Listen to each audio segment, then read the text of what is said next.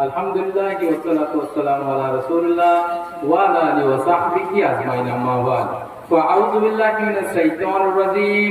Bismillahir rahmanir rahim.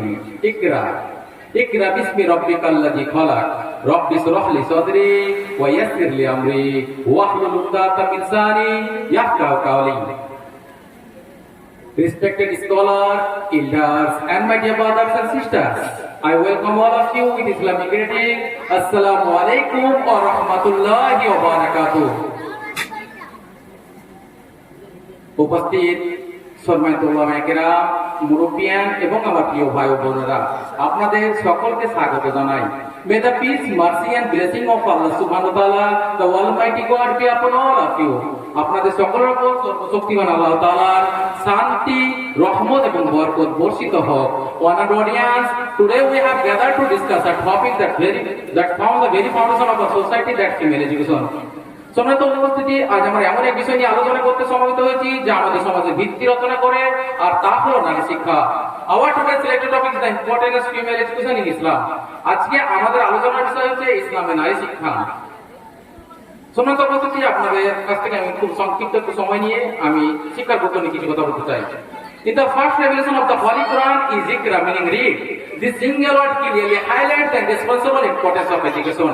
It's not just a command; it's an eternal message to humanity that acquiring knowledge the key to progress. পবিত্র কোরআনের প্রথম বাণী হচ্ছে ইকরা, অর্থাৎ পড়ো বা পড়েন। একটি শব্দ শিক্ষার অপরিহার্য গুরুত্বকে স্পষ্টভাবে তুলে ধরে।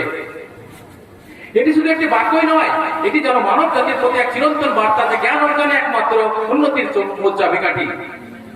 In the first 5 verses of Surah Al-Alaq, Allah highlights the importance of education and learning. Surah Al-Alaqের প্রথম 5 নম্বর আয়াতে আল্লাহ সুবহানাহু ওয়া তাআলা জ্ঞান ও শিক্ষার গুরুত্বকে তুলে ধরেছে। Allah says, Bismillahir Rahmanir Rahim.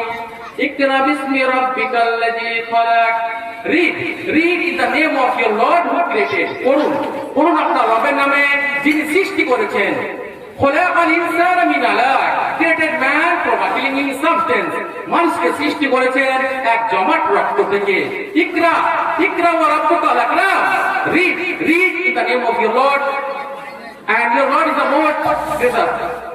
পড়ুন তোমার রবের নামে যিনি সৃষ্টি করেছেন এক জমাট রক্ত থেকে। ইকরা ওয়া রাব্বুকাল আকরাম। Read and your Lord is the most generous. পড়ুন তোমার আপনার রব অতি মহিমান্বিত।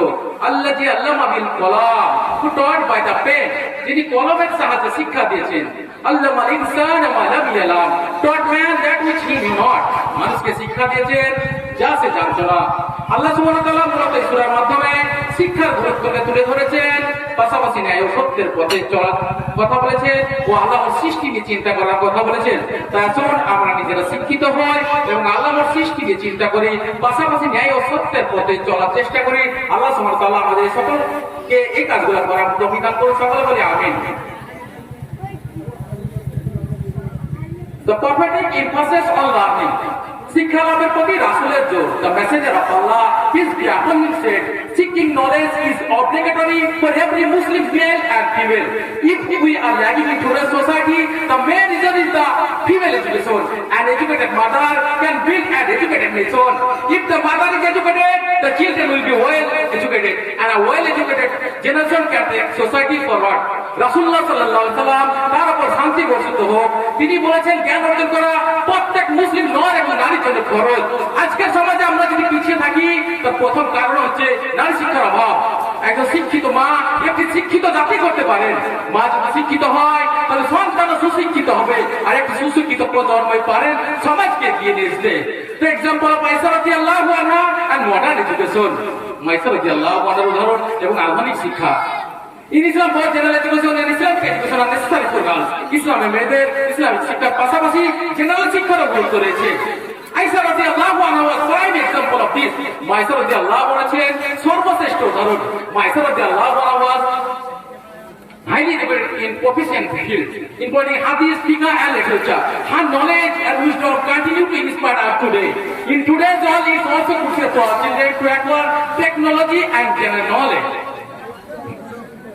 An educated woman can contribute significantly to her family and society. Ayesha রাদিয়াল্লাহু আনহা ছিলেন একজন বিদুষী নারী। তিনি ছিলেন হাদিস, ফিকহ ও সাহিত্য সহ বিভিন্ন বিষয়ে পারদর্শী। তার জ্ঞান ও প্রজ্ঞা আজও আমাদের জন্য অনুপ্রেরণা। আজকের বিশ্বে আমাদের ছেলে মেয়েদের প্রযুক্তি ও জেনারেল জ্ঞান অর্জন করা জরুরি। একজন শিক্ষিত নারী তার পরিবার ও সমাজে উল্লেখযোগ্য অবদান রাখতে পারেন। একইভাবে আমরা যদি দেখি যে মা খাদিজা রাদিয়াল্লাহু আনহা জীবনী, মা খাদিজা রাদিয়াল্লাহু আনহা ছিলেন ইসলামের ইতিহাসে মনিরুদ্দিন সাহেবের জন্য যদি কারো বাড়িতে সিঙ্গেল একজনের বসার সোফা থাকে তাহলে নিয়ে আসেন।